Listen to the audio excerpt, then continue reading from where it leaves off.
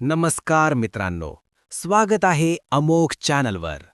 आज आपण अनुभवाल भगवद्गीतेचा एक इतका महत्त्वाचा भाग, जो युद्धाच्या मैदानातील शंखनाद आणि त्या वातावरणाचा रोमांच आपल्याला समजावून सांगेल.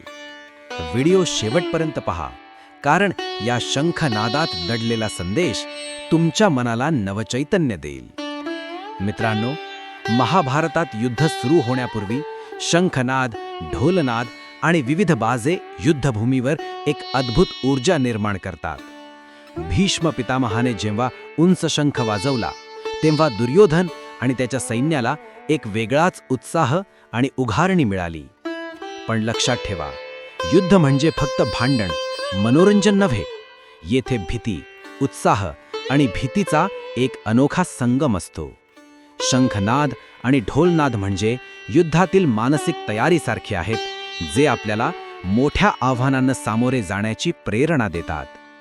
जीवनातही जिथे मोठी लढाई असते, तिथल्या वातावरणाने आणि मनोबलाने विजय निश्चित होतो. मित्रांनो, युद्धातील प्रत्येक आवाज, प्रत्येक वळण आणि प्रत्येक संकेत यावर सजग राहणे गरजेचे असते.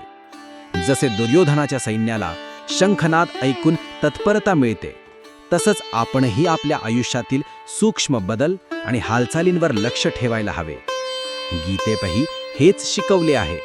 परिस्थिती जाणून घेणे, मानसिक स्थिरता ठेवणे आणि सदैव तयारीत राहणे, हे 3 तत्व आपल्या प्रत्येक अडचणीवर मात करण्याची ताकद देतात.